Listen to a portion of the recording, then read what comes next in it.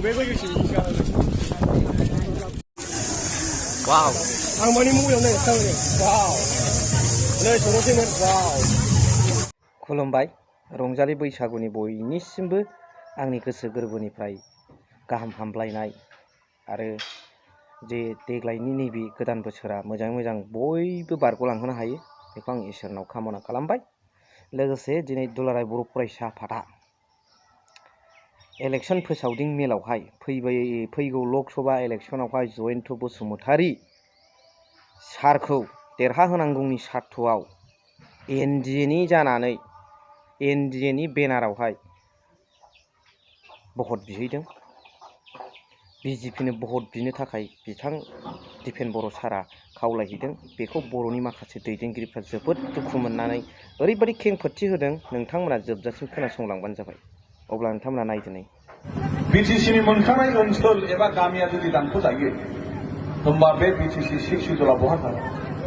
बे सुबिदाखौ दिनै सोर होखो? दुलाराय बर' फरायसा आफाद प्रमद बर' इउपिपिएल। आसोल खोथाया बेसो। रायजोफोर इलेक्सना फैथारगौ बावथारला। लकसभा बिसायख'थि बे जानोसै। दा बे लकसभा बिसायख'थिया बर'फोरनि थाखाय क्रुसियेल मोनसे बिसायख'थि आरो बर'नि थांनाय थैनायनि सोमोन्दो गोनां बे बिसायख'थि बियो।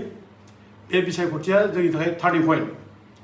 आरो जों बे बैसागु जानायनि उननिफ्रायनो जों बे बिसायख'थियाव जों दावहाबादि जोङो दा बाहागो लानांगोन।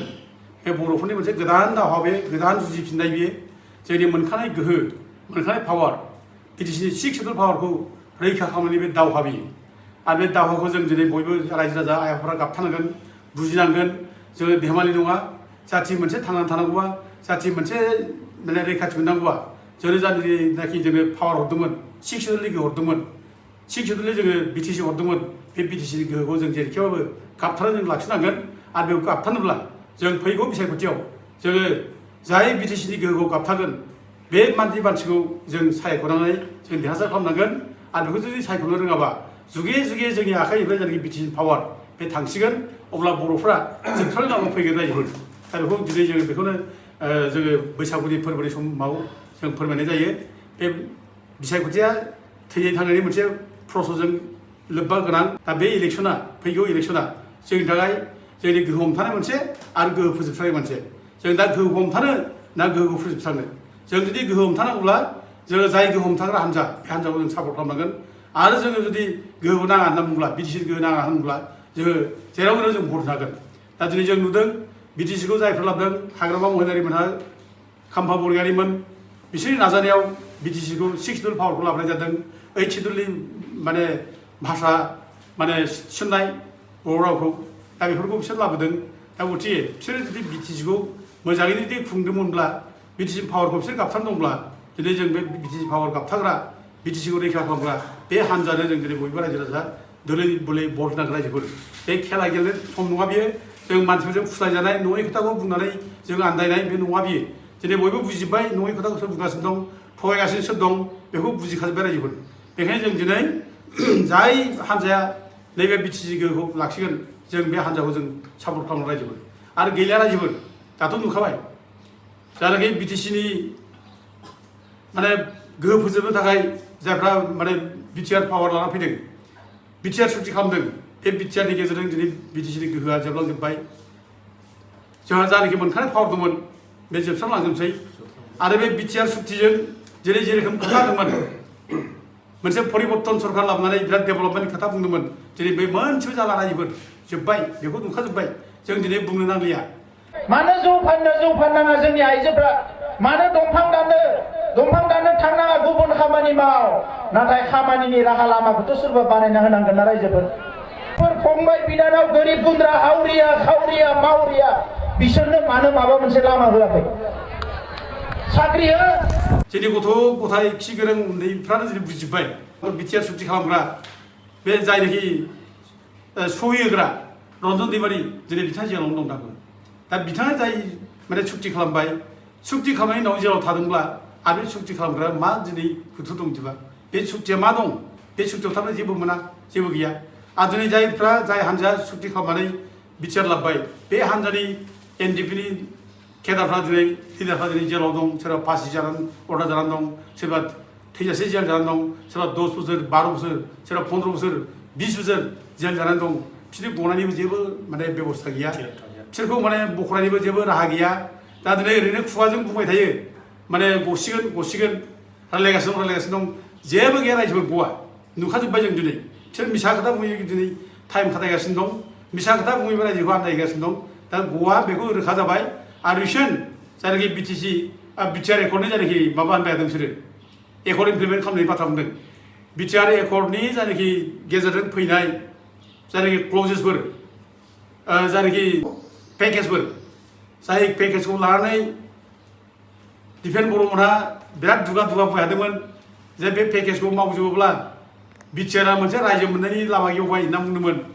दा दिनै बे पेकेजआ थांनाय जायनाखि 3 थारिखनि आल'सना सेन्ट्रेल गभर्नमेन्टजों जादोंमोन बे सेन्ट्रेल गभर्नमेन्टजों जानाय आल'सनायाव बे पेकेजआ मावफुंजालिया होननानै सेन्ट्रेल गभर्नमेन्टआ रोखा लिरना होबाय दा बिनिफ्राय दा दिफेन बर'मोनहा बिटिआर सुक्ति इमप्लिमेन्ट खालामनांगौ होननानै बुंनायनि खुनु मोनसे अधिकार गैला दिनै दिफेन बर'मोनहा बे पेकेज मावफुंनांगौ होननानै बुंनायनि जेबो अधिकार गैला मानोना बे पेकेजाव दंमोन एनआइटि बानायनाय एनआइटिआ जिहेतु अलरेडि सेन्ट्रेलाव दंखायो दा बेखौ बिटिसिआव खालामनो हालाया बे बाथ्राखौ लिरना होबाय खानो मोनसे स्टेटआव मोनसेल' मोनो ओमफ्राय लोगोसे बड'फा माने उपेन्द्र ब्रह्मनि नामाव सेन्ट्रेल इउनिभार्सिटि बानायनाय खोथा बुंदोंमोन उदालगुरियाव दा दिनै बेखौ सेन्ट्रेल गभर्नमेन्टआ रिजेक्ट खालामना बुंबाय जे अलरेडि माबायावनो तेजपुराव इउनिभार्सिटि दंखायो दा गथे बिटिसि मानसिया तेजपुराव फरायनांगौ बे बाथ्राखौ बुंनानै रोखा बेखौ रिजेक्ट खालामना होखाबाय ओमफ्राय नों बिदिनो बे माबा बे खोथा बुंबाय नोङो नैबे मेडिकेल कलेजनि बेबो जालिया मेडिकेल साइन्स बे जालिया ओमफ्राय जोंहा नै माबानि खोथा बुंदों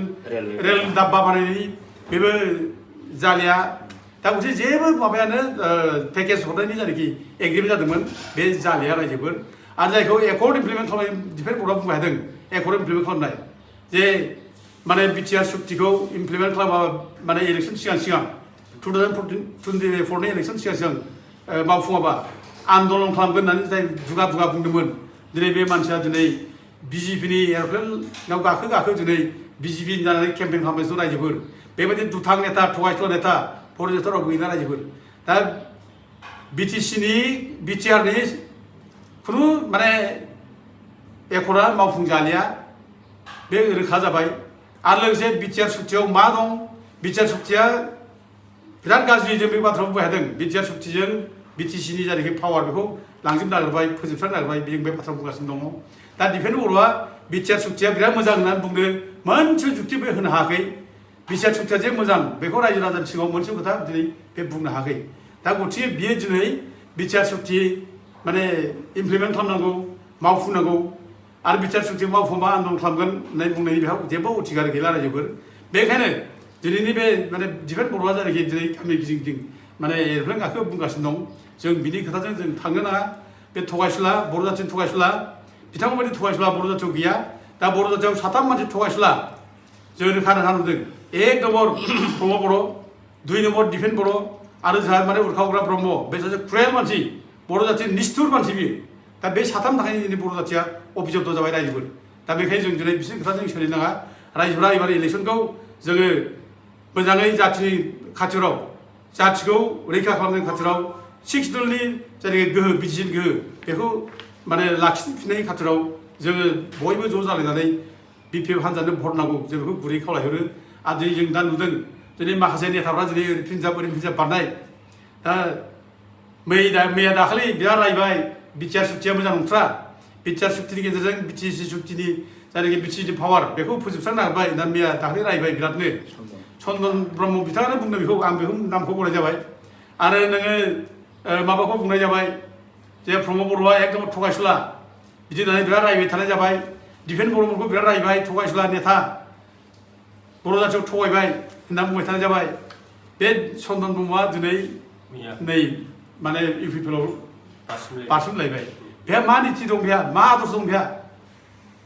मैया दाखालि बे दिफेन बर'खौ नायनानै मैया दाखालि चन्दन ब्रह्मआ बे माने प्रमद बर'खौ नायनानै बिटिआर सुक्तिनि बेरेखा जिग' बाथ्रा बुंनानै दिनै बियो मा मोखाय इउपिपिएलआव थांखो मा मोखाय बे प्रमद बर' जानानै केम्पेइन खालामगोन मा मोखाय बियो दिनै दिफेन बर' जानाय बाथ्रा बुंगोन बे लासिं सिं रायजोफोर जोंनि नेताफोरनि सभाबा बिदि जानो नाङा जोंनि नेताफ्रा दिदोम जानांगौ गोगोम जानांगौ खोमथा जानांगौ गावनि आदर्शखौ लाखिनानै सब समाय बे थानांगौ गावनि आदर्शखौ लानानै बाथ्रा बुंनांगौ दिनै बे आदर्श गैयै बे बर' समाजाव मा आखु दिन्थिनो नागिरदोंमोनलाय बेखौ रायो बेजों अखानायै लोगो लाहैफिनो मा आदर्श बियो मा निथि बियो मा आखु फोरोंनानै जाफिनो दा दिनै गावसोर बायदि ओरै फिनदा बोरैफ्रा मोख्रा बालाव नङा बारनो रायजो राजाखौ फोरोंदों नामा रायजोफ्रा बिदि बारनांगौ नामा माने रायजोफोरखौ ओरैबायदि बुंनाय जादों बे गोरिब गुन्द्रा माने लेखा रोङै जाम्बा जाम्बा बर' रायजो राजाखौ बुंनाय जादों जे ओइ जाम्बा बर' जाम्बाफोर ओइ लेखा रोङै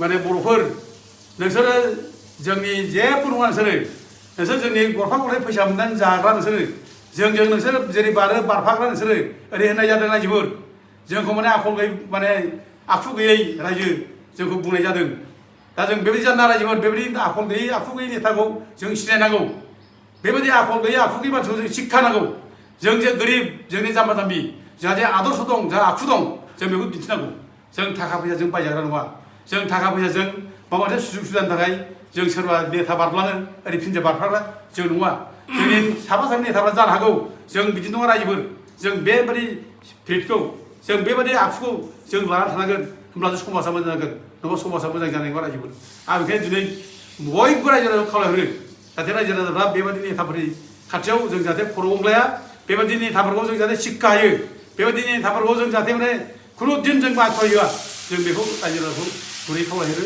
आरो फैगौ बैसागुनि उननिफ्राय जाहाथे जोंनि रायजो राजाफ्रा गोख्रों गोसो लानानै मन'बल लानानै जाथि दानायनि मोनसे स्पिरिट लानानै जाथि गाबथानाय जाथियाव जायनाखि मोनखानाय पावार बिटिसिनिफ्राय पावार सिक्सुल पावार बे थिलेबलेब रायजो बे थिलेबलेब रायजोखौ जों जाहाथे लाखिनायनि जों जाहाथे बयबो जाहाथे गोसो गोरा जानानै फैगौ बैसागुआव जाहाथे माने बाहागो लायो आं बेखौ खावलायो दा जोङो बे मोननाय मोनैनि हिसाब खालामनाया जों जाय जोंनि बिटिसि सिक्सुलखौ लाखिगोन बेनि गेजेराव जों खालामगोन नांलायबाय थागोन जों मा मोनदों मा मोनाखै जों बेजों नांलायबाय थागोन खिन्थु जायफ्रा जोङो जेबो होफैखाथारला जायफ्रा जाथि बुथारनो नागिरबाय जायफ्रा जाथिखौ फोजोबस्रांनो नागिरबाय दा बेजों जों थांनानै जों बेयाव हिसाब निकास खालामनो नाङा रायजोफोर बेयाव थांनानै जोङो मोननाय मोनैनि जोङो माने बेयाव हिसाब निकास खालामनाङा जों हिसाब निकास खालामब्ला जों नै जायनि जाथि गाबथागोन जाथिनि थाखाय जावगोन बेयाव हिसाब निकास खालामगोन मोननाय मोननाय ओरैबाबो थाखायो मोनजोबनाय मोनजोबैया नोङो